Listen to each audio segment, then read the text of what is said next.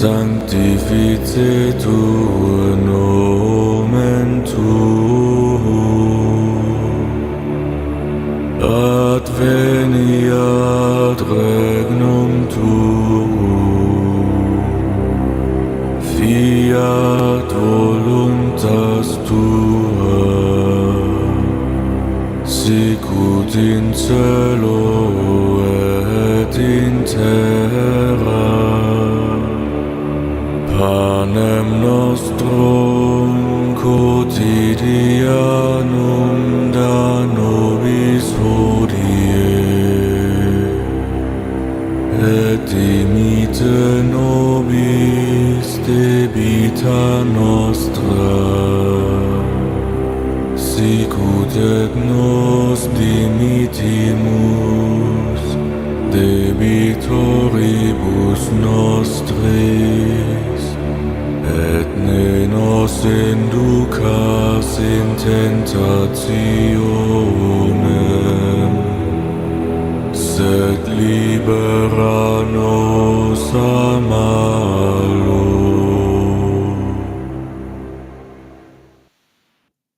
Hello, ladies and gentlemen, and welcome. It is a Tuesday evening at 6 p.m. And yeah, this will be the first installment of whatever this is that I'm doing here. I'm not quite sure what to call it, so we're not calling it anything yet. But yeah, first show more geared towards men. Not that our other show is not geared towards men, but yeah, I don't know. I plan on smoking my pipe, talking about pipes and tobaccos, and tonight's episode is about the Siege of Malta, because medieval battles is another thing that's just, I think it's kind of cool. So to start off, let's see. I am going to be smoking tonight some Sutliff number 150, otherwise known as Mark Twain. It's a good bulk tobacco. If you smoke a pipe and you've never tried it, I highly recommend it. So I'm just going to over here and load my pipe. Normally I would do this before the show, but I figured, you know what? Be part of the show tonight. And let me okay. Sweet. Sorry if this seems like it's going a little slow, guys, but that is kind of the point. It's supposed to be relax, sit down. If you're a person that likes to come home and after work and after dinner, drink a beer or sit down with a glass of scotch, or, whatever it is that you do, smoke a cigar, smoke pipe, smoke cigarette. This is the time to do those things. That is kind of what this show is geared around, is ways that men like to unwind, which is very different than the way women like to unwind. We all know that. But, oh, gee, thanks for letting me know, babe. I'm live streaming everywhere. Yeah, I wasn't going to check. If it wasn't going out, it wasn't going out. I don't know. But anyway, as I was saying, what the hell was I saying? She even not here. She does this to me, guys. You see this. But yeah, so sit back and do that thing that you like to help yourself unwind, because that's a really important part of the day. I tend to like to do this while reading the Bible or praying a rosary, something like that. I find it just more enjoyable. I find myself just easily, I calm down, I smoke my pipe, I read a little Bible. My mind's not going other places because I'm doing that thing I do to relax. So,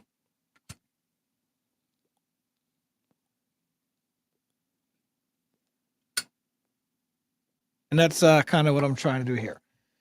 So, with that being said,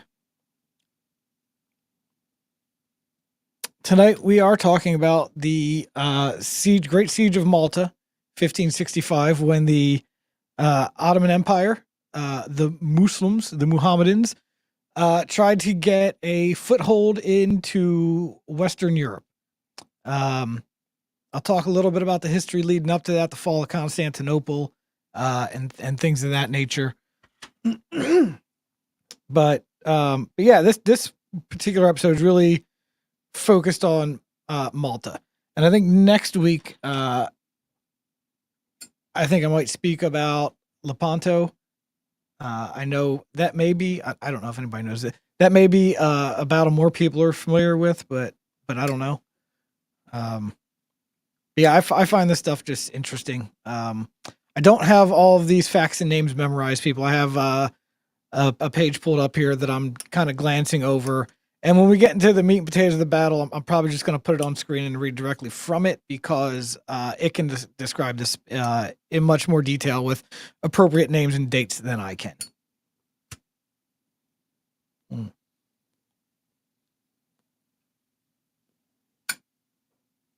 It is hard to do this and to smoke a pipe and do a show when you don't have a co-host to fill in, or you're not watching a video that gives you time to just puff on the pipe while the video plays. This may not have been a great idea.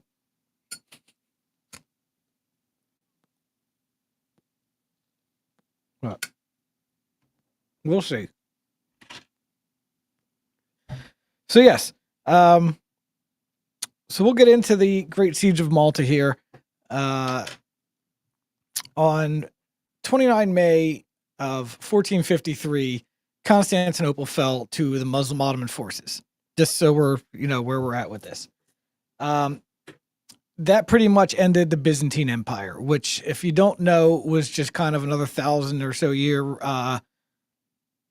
of the Roman Empire. The Byzantine Empire was just the Eastern Roman Empire. It never fell. The Western Empire fell. The Eastern Empire kept going for 1,000 years. So after the Byzantine Empire falls, Constantinople falls, becomes Istanbul as we know it.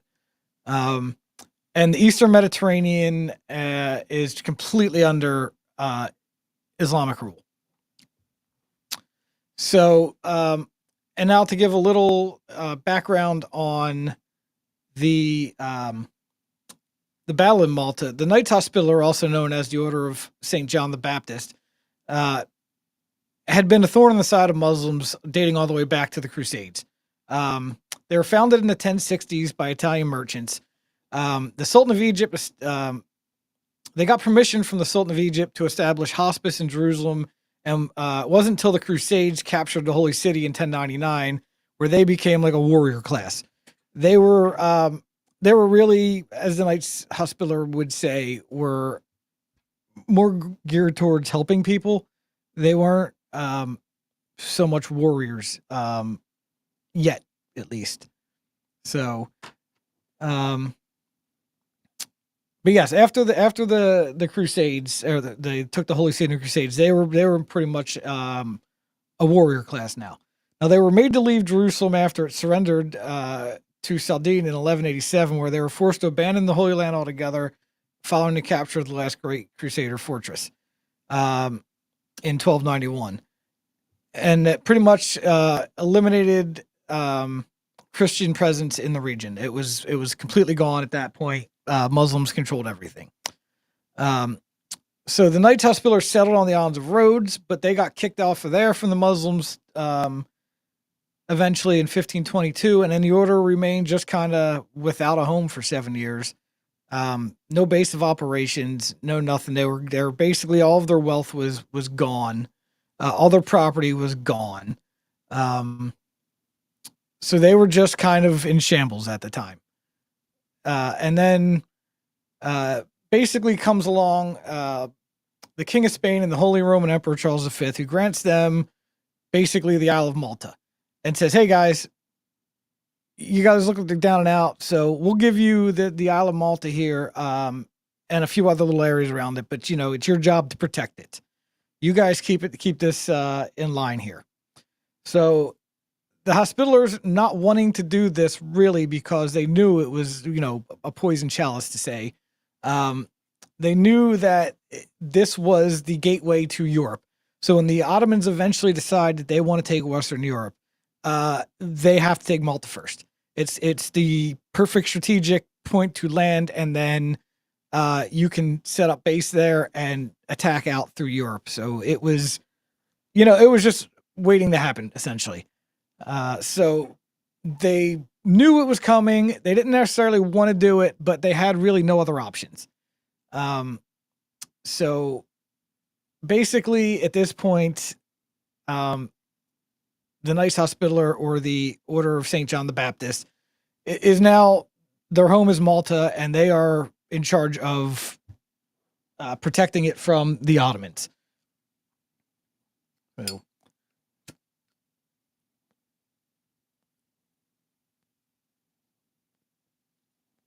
so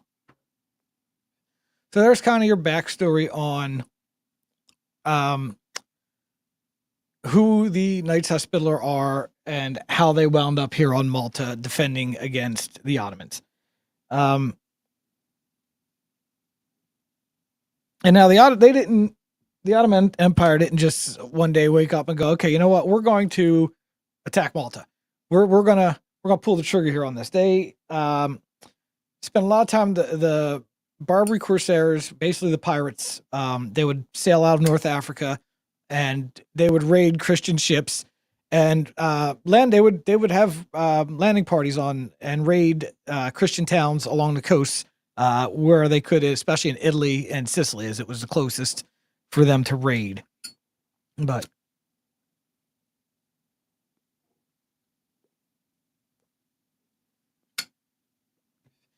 so now, essentially, with the raiding parties and the taking the ships, they kept capturing Christian ships. Basically, now the Ottomans controlled all of the Mediterranean, basically, or at least all the Eastern Mediterranean, but really all the Mediterranean. So everybody knew it was just a matter of time until the Ottomans were going to attack. So in 1557, Knights Hospitaller elected the 62-year-old French nobleman Jean Parisot de Valette as their Grand Master. And he was a bit of an ill-tempered guy. He once beat a man to death for offending him. That's the kind of guy he was. But he was a 40-year member of the order. He had fought many battles. He was a proven leader, and he was a proven warrior. So he was elected to lead the order in 1557, and basically, the first thing he did was he got everybody to start fortifying the island. The forts on the island. He really wanted to make these things robust. He wanted everybody to pitch in and help get these things ready for battle, because as everybody was waiting for the Muslims to attack, they were taking their sweet time, but everybody knew it was coming. So especially him. So Valette basically was like, "Hey guys, we got to get this thing all set up. Like, we got to fortify all this. We've got to stock up with food and water. We've got to make sure we're good, because once they hit, we're not going to be able to resupply. We really got to get this going." So basically, he goes ahead and gets this done. And an Ottoman fleet comprising of 193 ships carrying 40,000 troops set sail for Malta on 22 March 1565. So 8 years after he took over, they finally were like, okay, now's the time. So Pial Pasha, the victor at the Djerba, but he wasn't to be the sole command responsible for the campaign. He shared this with Chief of the Army Mustafa Pasha, and the friction between the two was clear. So you've got two Muslim commanders, Muhammadan commanders, both sailing in there. They both have their own agenda, and they both want the glory. But they're coming in with 40,000 troops. I think eventually wound up being 60,000. But yeah, it was a ridiculous number against. Valette had 500 Knight Hospitaller, 400 Spanish regulars, and 800 Italian mercenary soldiers, and then 3,000 Maltese volunteers. So fewer than 6,000 men in total. So they were, they were severely outnumbered. But by focusing his attention on Fort St. Elmo, Payal Pasha had inadvertently played into Vilat's hands. The Grandmaster knew that he did not have the resources to be strong everywhere at the same time, but he didn't have to be, at least for now. He knew, like, all right, this is where I set up the main battle. And if you know, Malta is like a larger island with a little strait with a smaller island, and where Fort St. Elmo is basically at the logical, like, if you're going to attack, it's where you're going to attack. So that's why he chose there to fortify and set up his command. Sorry.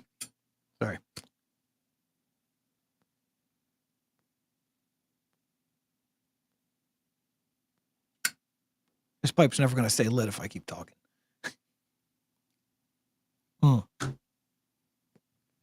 And no Malort tonight. I am drinking Jim Beam honey, if anybody cares.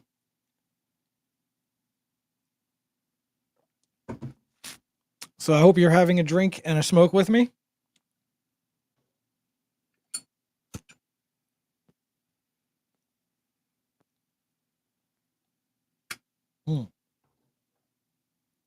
So here's where I'm going to kind of start reading directly from this.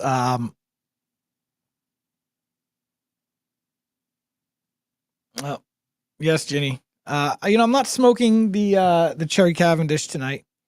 I'm smoking the Mark Twain. It's got more of a sweet kind of aroma to it. It's Virginia Burley and Black Cavendish with a little bit of like a caramel topper. It's really good. It's very hint, just a little sweetness to it. You can, in the room note and the flavor, but not much. It's barely an aromatic tobacco, in my opinion.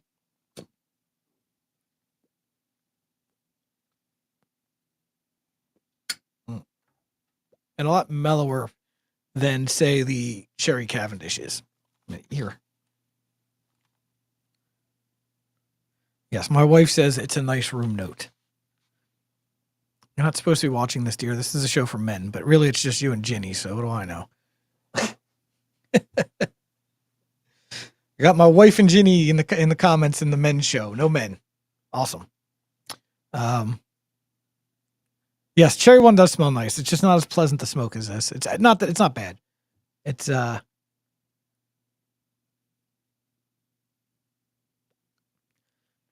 this is just a better everyday smoke, in my opinion. So anyway, back to the story here. There's two hens just clucking away in the comments. Cluck, cluck, cluck.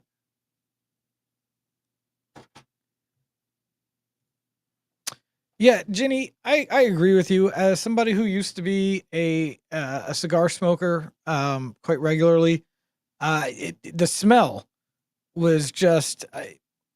it was always, you smoked a cigar and you just stunk like cigar for the day, sometimes two, depending on how strong the cigar was. But for the most part, pipe tobacco, I don't smell it on myself, and the room note is much more pleasant than cigar smoking. So yeah, I don't know. I just decided one day that I was going to stop with cigars and start smoking a pipe, and I've been very happy with that decision. So, all right, let me get this going one more time, and then we'll get on to the story.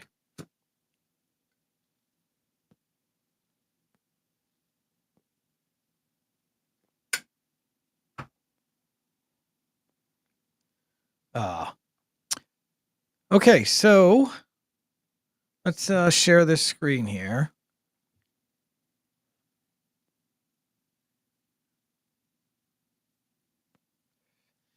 The bombardment of Fort St. Elmo began on 27 May from guns placed on Mount Scabiras, overlooking the fort, and from batteries deployed north of Marsamexit Harbor.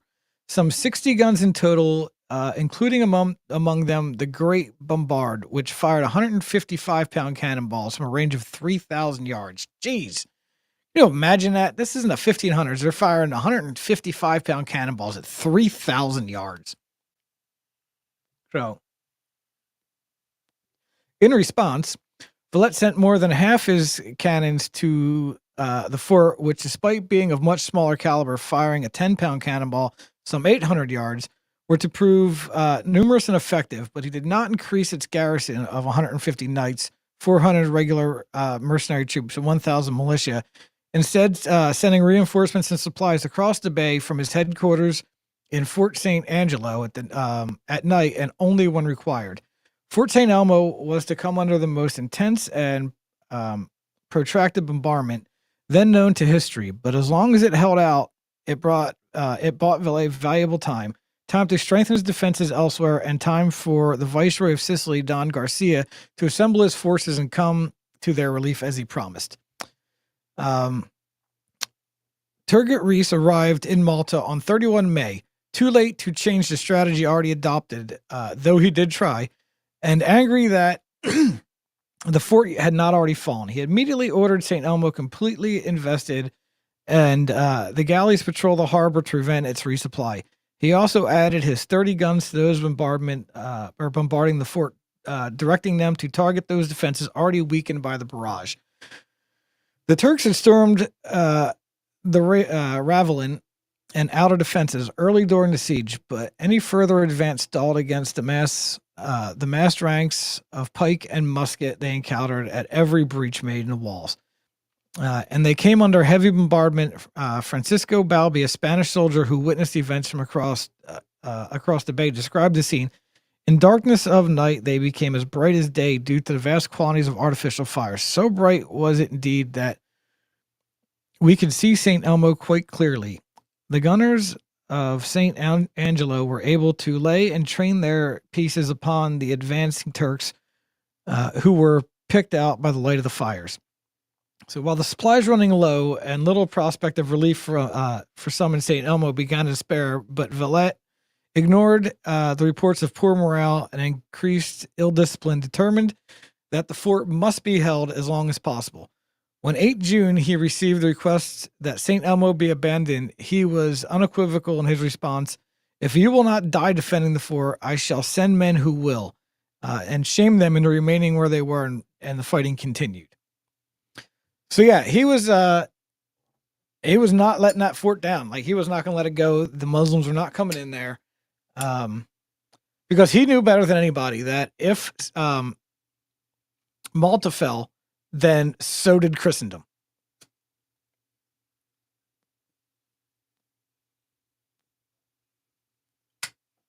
You know, this is more than just fighting for pride. This is more than fighting for this little island they're on. They are literally fighting for Christendom at this point. Oh, hello, Subliminal. Nice to see you, sir. Welcome to the pipe smoking hour here. Yeah, I don't have a name for it yet, but it's a thing. So, spirits are raised among the defenders when on 18 June, Turgut Reis was mortally wounded by a cannon which, having lowered its aim on his orders, fired directly into the trench where he was standing. So basically it was fratricide. He ordered them to lower the gun and they shot it right into him. So the legendary old Corsair died a little later, plunging the Ottoman camp into deep mourning and no little sense of foreboding. The pressure on Fort St. Elmo continued, however, and with more than 7,000 cannonballs having been fired at them, so many breaches have been made in its walls that no longer possible to defend them all. On 23 June, after almost a month of bitter fighting, Fort St. Elmo fell. Defenders had fought almost to the last man, just as the Grand Marshal had demanded, and only 6 men who managed to swim across the bay survived. The following day was the feast of St. John the Baptist, patron saint of the Hospitallers. And Villette, regardless of the siege, insisted that the festivities go ahead as usual. So the sound of hymns being sung and the torchlight procession as night infuriated Payale Pasha, who ordered the corpses of those knights who had fallen to be decapitated, tied to rafts, and imitation of the crucified Christ, and floated in the bay with their chest and stomachs ripped open. Villette responded by ordering that all his Turkish prisoners be similarly decapitated before firing their severed heads into the Ottoman lines. That's awesome. So he fired them at him. Pasha's frustration had only been increased by 6,000 men, many of them elite janissaries, who are like the special forces of the Ottoman Empire, who had been killed capturing a fort he had confidently predicted would fall in just a few days. Yeah, I guess I did leave that part out. The Ottomans did do a lot of reconnaissance before this trip. They did like a year's worth of reconnaissance before they invaded in 1565, and by all their measures, it would last no longer than like 2 weeks, but most likely would fall in 2 or 3 days. So, yeah, these Muslims, they thought they were just coming in and they were just going to roll right through these people. They brought 60,000 men at the end of the day, fighting against less than 6,000. Now, anybody who knows anything about military battles knows it's a lot easier to defend a position than it is to attack it, but it ain't that much harder. Not 60,000 to 6,000. So the loss of St. Elmo was greeted with dismay across Europe. If Malta should fall, so might the entire Mediterranean. In England, Queen Elizabeth wrote, "If the Turks should prevail against the Isle of Malta, it is uncertain what further peril might follow to the rest of Christendom." Which goes back to my point earlier. Like, they knew that if Malta fell, Christendom was right behind it, or it seemed that way at least. But no help was forthcoming from the Protestant states of Europe.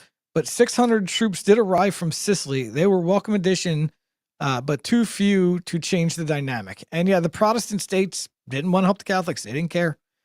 They knew it would be their demise if the Catholics couldn't hold them off. But they still were like, no, screw you guys. I don't care. So,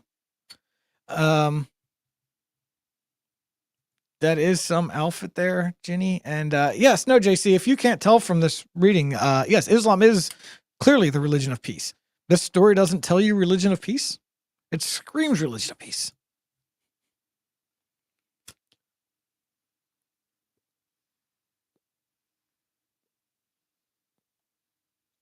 So,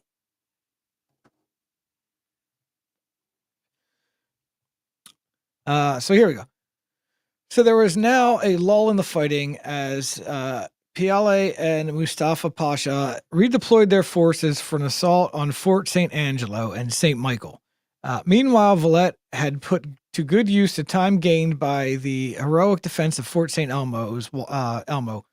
Walls had been reinforced with earthworks, ramparts constructed, traps set, chain laid across the channel that separated the forts to prevent Turkish ships from entering, and a pontoon bridge hastily built. So he had also drilled his troops on how to defend a fixed position. They were disciplined and they were ready.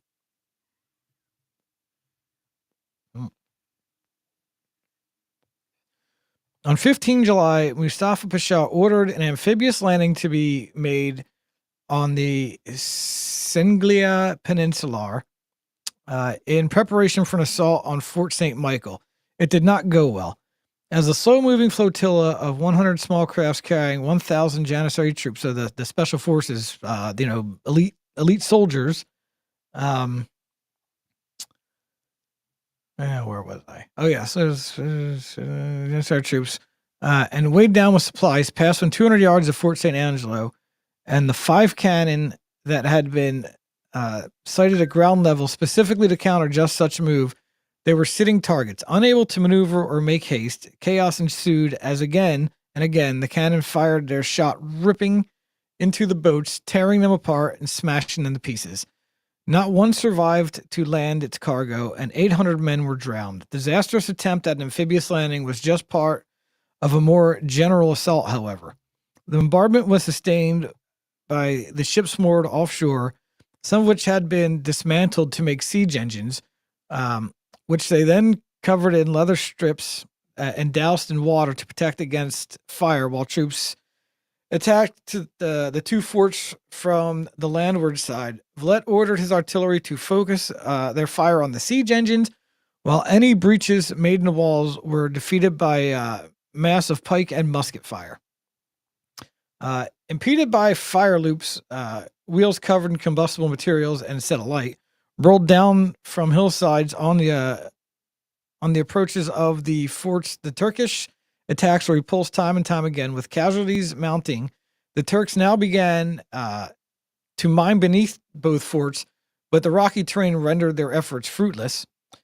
And I don't know, he may get into it here in a little bit, but they essentially they did try to dig tunnels under some of the forts, and the knights tunneled from the other side and literally met them and killed them. Is how some of the stories go. So this is not like some makeshift, like, oh, we're going to come attack. Like this went on for months. 60,000 men just laying siege for months on these 6,000 men in these 3 forts on what is Malta? It's like 19 miles by 8 miles in total size. Ridiculously small.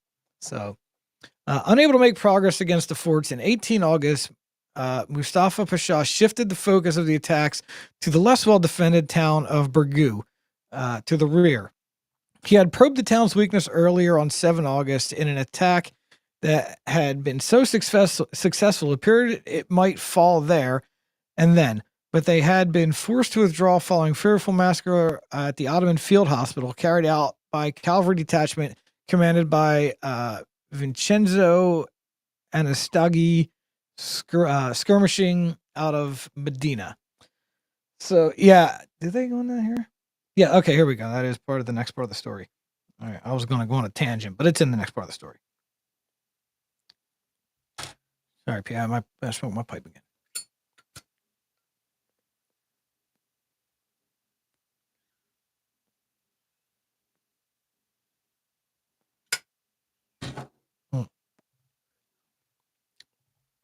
So anyway, Anastagi had been fortunate in stumbling across the main Ottoman field hospital and finding it undefended.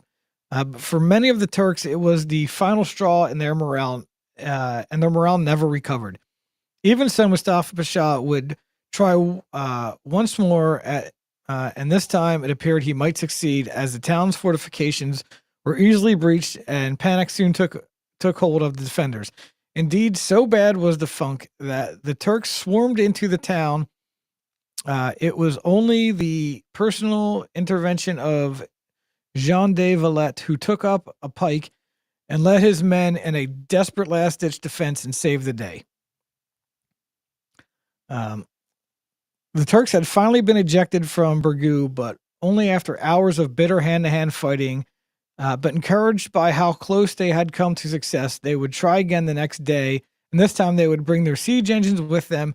It was not something that could be done in secret, and Valette, forewarned, acted accordingly. He had the stone chipped away from the walls where the siege engines would be placed. Where the siege engines stood, and placed cannons in that space that had been made armed with chain shot. As the fighting reached a peak of intensity, he had the cannon blow away the base of the siege engines, causing them to collapse, killing hundreds of men, creating chaos. A bloody debacle now ensued as Valette ordered a counterattack, and the Turks fled in panic and confusion. A deep depression now descended upon the Ottoman camp. A campaign that had been expected to be decisive and short had now dragged on for 3 months, with casualties mounting, ammunition low, supplies dwindling, and disease rife. There was still no prospect of an end in sight. Despite the victory of 19 August, with much of the town reduced to rubble, the elders of Burgu demanded that Valette allow them to withdraw to Fort St. Angelo. He refused, telling them the Turks were at breaking point and that it was no time to show weakness, and he was right. By the beginning of September, the winds and the tides were changing, and if they did not leave soon, they would be forced to winter on the island, where they would surely starve. Unable to remain any longer, the Turks began to withdraw their army. A week later, after repeated pleas to do so, Don Garcia, Viceroy of Sicily, landed on the north of the isle with a relief of about 8,000 men, who attacked with fury a weary enemy desperate merely to flee and survive. So by 13 September, the Ottoman army had departed, leaving behind 15,000 dead, while many of whose evacuated were malnourished, sick, with disease, and carrying wounds. Their defeat had been total. So totally defeated. Beyond their defense, Maltese casualties had been much lower, with some 2,500 killed. Through this, though this amounted to around 1/3 of the total, high percentage, which were Knights Hospitallers. Some 7,000 civilians had been killed either in massacre or while toiling as forced labor for the Turks. A sense of relief swept Europe upon the news Malta had survived, and feeling of pride, for it was many respects the last great Crusader battle. It had been the warriors of Christ, not the soldiers of a king, that had defeated the Muslim menace. It was then God's victory. So, it basically, these were not men from that were some duke, sent them there. These were religious order knights. So this was God's army essentially, and that is why the Muslims did not win, because they could not defeat God's army.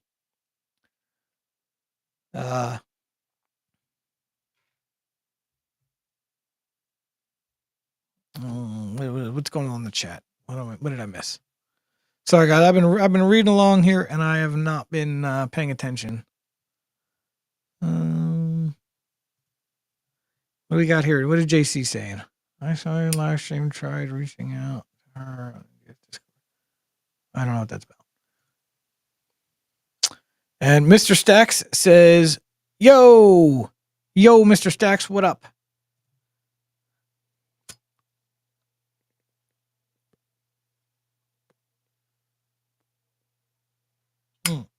There we go. So yeah, guys, so that's basically the story of the Great Siege of Malta, where one of the many, many times that the Ottomans or the Muhammadans tried to invade Western Europe and destroy Christianity. And it did not happen. It hadn't happened until recently. For thousands of years, the Muslims tried to invade Western Europe. They tried to invade with fighting armies and ships, and it never worked. And now you see that Europe has just invited them in. Europe has just said, come on over. Come over here and set up shop and overthrow us. And that's what you're seeing in places like England or Great Britain as a whole, because it's happening all over Great Britain, not just England.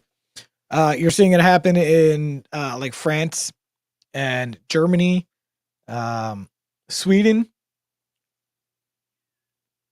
They have invited in the enemy and then wonder why things have gone to shit. So, but yeah, I think that's all I have for today. Oh, hello there, Mr. Rom. Sick pipe, yes. That's a new one. Actually, I just ordered another new pipe on Saturday. Not that anybody cares, but yeah, the Catholic Pipe Company. Shout out the Catholic Pipe Company. My blessed Frassati pipe. I don't know if you guys can see the engraving there. But yeah, no, he just did a custom Fulton Sheen pipe, and I had to have it. So I purchased that, and I can't wait for it to show up. And you guys will be the first to see it when I get it. So, but yeah, I'm gonna go and finish smoking my pipe and read my Bible. Thanks for joining me, guys. This was an interesting first attempt at a solo thing. I'll probably keep doing this on Tuesdays at 6 p.m. and see how it goes. The plan was to do like tonight and kind of tell you guys stories and read things to you, unlike Emily's watch along parties. But man, I'm realizing this is hard to do while smoking a pipe. So we'll see where this goes.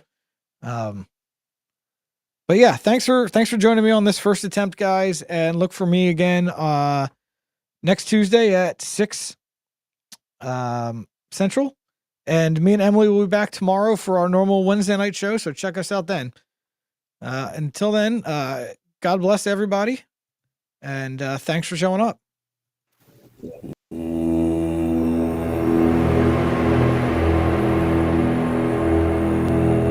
Pater noster, qui es in celis, sanctificetur nomen tuum, adveniat regnum tuum, fiat voluntas tua, sicut in cielo et in terra. Panem nostrum quotidianum da nobis hodie, et dimite nobis debita nostra, sicut et nos dimitimus debitoribus nostris, et ne nos inducas in tentationem, sed libera nos a malo.